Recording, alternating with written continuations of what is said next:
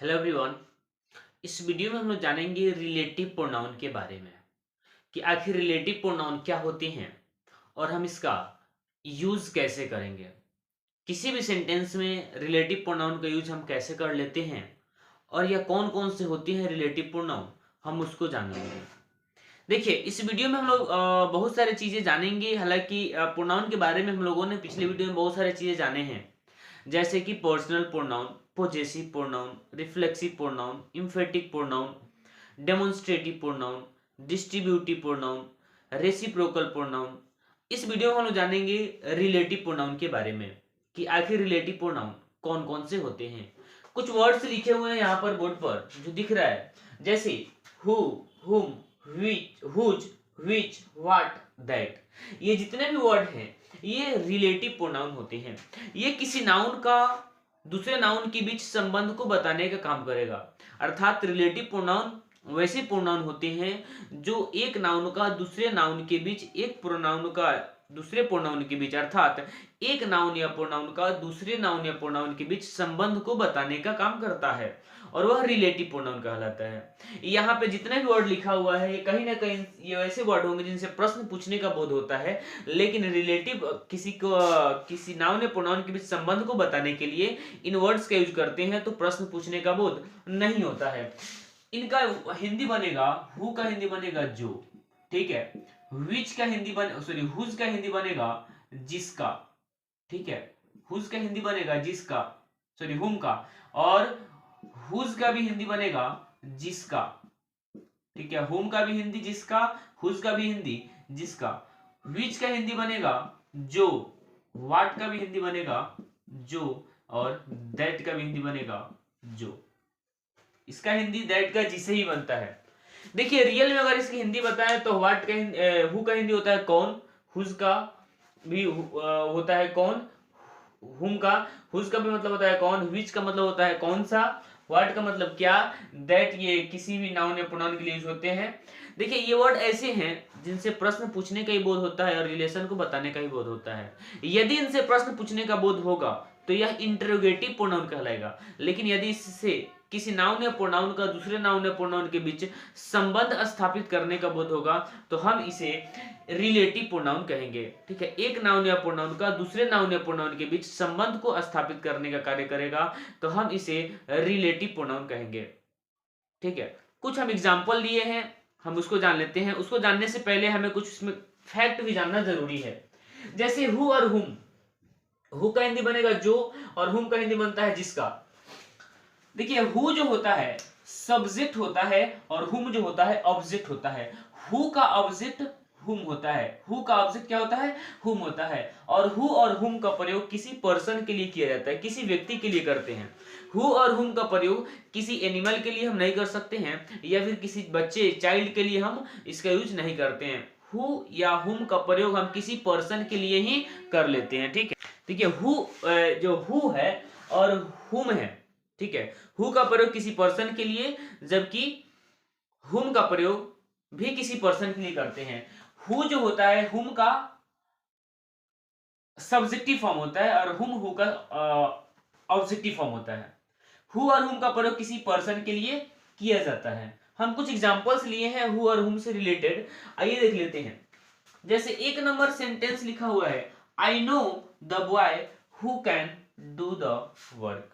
यानी कि मैं लड़का को जानता हूं, मैं उस लड़का को जानता हूं जो यह काम, डू द वर्क, काम को कर सकता है, ठीक है। Who can do the work. अगर मैं बात करूं हु के हिंदी की तो हु का हिंदी यहां बनेगा जो।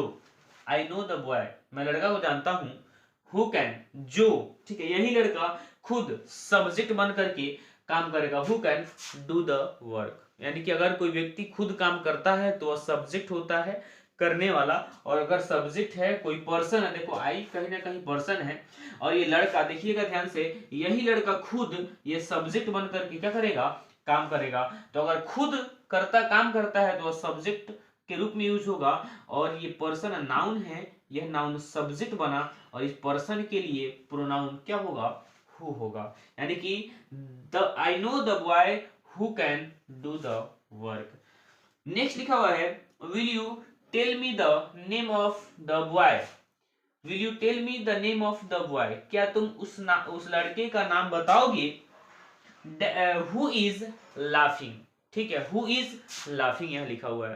यानी ध्यान से देखोगे यही जो लड़का है, खुद यह लड़का क्या कर रहा है, सब्जेक्ट बन करके क्या कर रहा है, लाफिंग, यानी कि हंस रहा है, खुद करता काम कर रहा है। तो ऐसी कंडीशन में ये पर्सन है और पर्सन के लिए क्या आएगा, हु आएगा, अर्थात हु का हिंदी यहां बनेगा जो, ठीक है, अर्थात क्या बनेगा, will you tell me the name of the boy who is laughing, क्या तुम उस लड़के का नाम बताओगे जो जो क्या कर रहा है, हंस रहा है।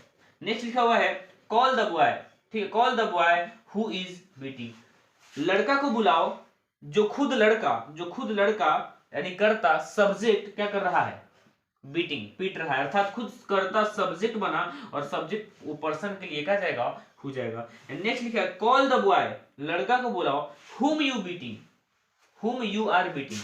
ध्यान से देखोगे ना तो ये लड़का है, ये लड़का, इस लड़का को कोई दूसरा व्यक्ति पीट रहा है, ठीक है, यहाँ पे ये लड़का ऑब्जेक्ट है क्योंकि ये लड़का को बुलाओ whom you are beating, जिसे तुम पीट रहे हो, यानी कि जिसको तुम पीट रहे हो। ऐसी कंडीशन में यहाँ पे जो whom है, whom यहाँ पर ऑब्जेक्टिव फॉर्म का यूज होगा क्योंकि ये जो नाउन है, जो सब्जेक्ट है, यही सब्जेक्ट को कोई और क्या कर रहा है, ये नाउन है, ये नाउन, इस नाउन को कोई दूसरा व्यक्ति क्या कर रहा है, पीटने काम कर रहा है, ऑब्जेक्ट पे काम किया जा रहा है, इसीलिए यहाँ पर हिंदी बनेगा जिसका, और इसको लिए क्या जाएगा, पर्सन के लिए whom चला जाएगा।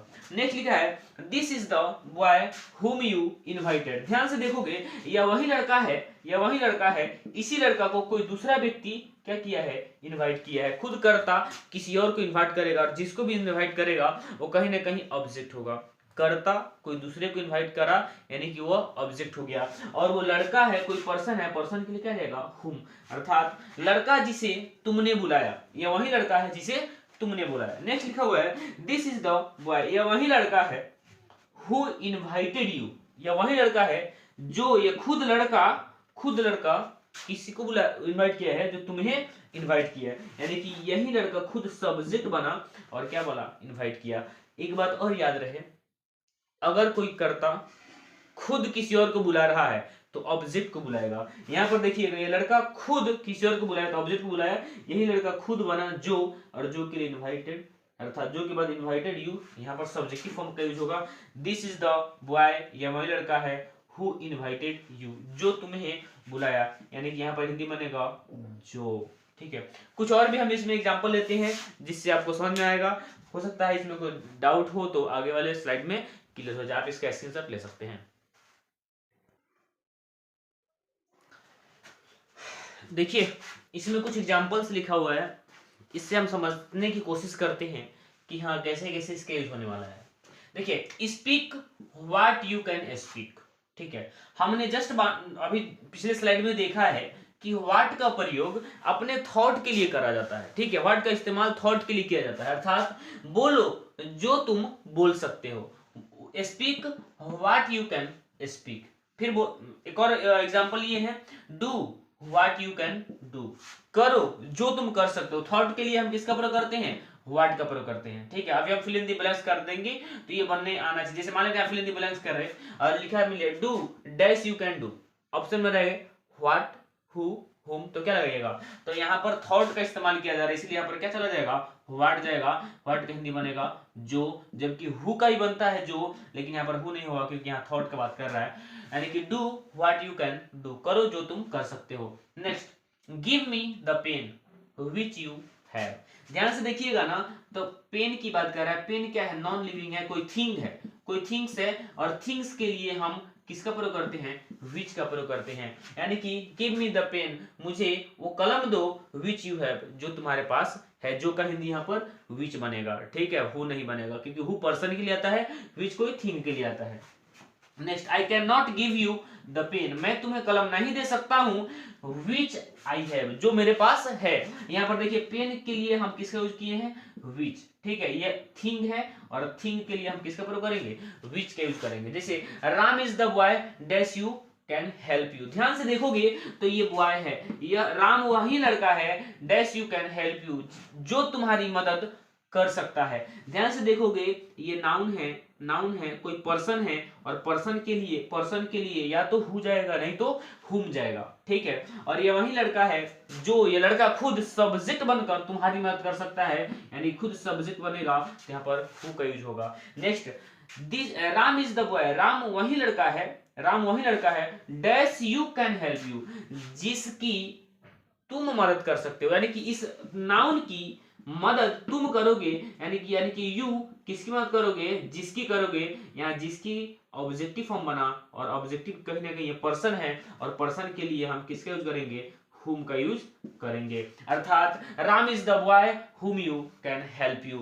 नेक्स्ट लिखा हुआ है Ram is the same boy dash you helped. ध्यान से देखोगे तो अभी जस्ट हमने पिछले स्लाइड में देखा है कि कभी भी सेम का यूज किया जा रहा हो, वेरी सेम का प्रयोग किया जा रहा हो, या ओनली का प्रयोग किया जा रहा हो, ठीक है, तो उसके अगले पार्ट में आने वाला प्रोनाउन दैट होगा। आने वाला प्रोनाउन क्या होगा, दैट होगा। अर्थात ये पर्सन हो या थिंग हो, उसके लिए हम दैट का प्रयोग करेंगे कब, जब सेम आ जाए, वेरी सेम आ जाए, ठीक है, या ओनली आ जाए। जस्ट हम पिछले स्लाइड में उसको देखे हैं। अर्थात Ram is the same boy that you helped, या फिर अगर ऐसे भी रहे Ram is the very same boy that you helped, या ऐसे भी हो सकता है Ram is the only boy that you helped.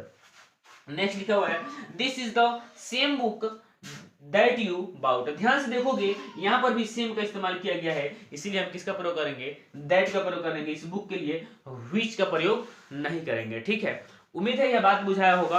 हालांकि यहाँ पर बहुत सारे आप बुक में देखेंगे व्हिच का भी इस्तेमाल होता है, लेकिन यहाँ पर राइट आंसर की बात करें तो यहाँ पर दैट होगा, व्हिच का प्रयोग नहीं होगा। और ऑप्शन में आपको मिले व्हिच और दैट में, तो दैट को प्रीफर करेंगे, व्हिच को नहीं, ठीक है। उम्मीद है सारी बातें समझ में आया होगा, आप इसको लिख सकते हैं। देखिए कुछ फिल इन द ब्लैंक्स दिए हैं, आप इसको फिल करके देखिए, हो सकता है आपको इसमें कुछ डाउट क्लियर हो जाए। जैसे लिखा हुआ है this is the very same book dash you bought. ध्यान से देखोगे ना तो यहाँ पर वेरी सेम का यूज किया गया है, ठीक है। वेरी सेम के लिए आप यहाँ पर रिलेटिव प्रोनाउन जो यूज करोगे, किसका यूज करोगे, जो वेरी सेम की वजह से यहाँ पर रिलेटिव प्रोनाउन क्या चला जाएगा, दैट।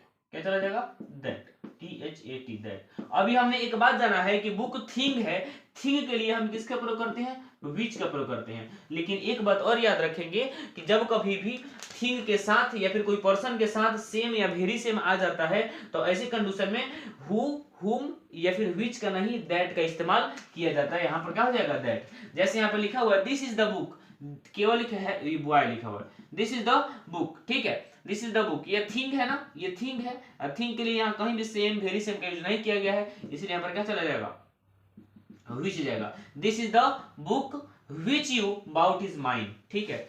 यह वही किताब है जिसे तुमने खरीदा, मेरा है। नेक्स्ट लिखा हुआ है this is the only boy. ध्यान से देखोगे इस नाउन के लिए, इस पर्सन के लिए किसका यूज किया गया है, ओनली का यूज किया गया है, ठीक है।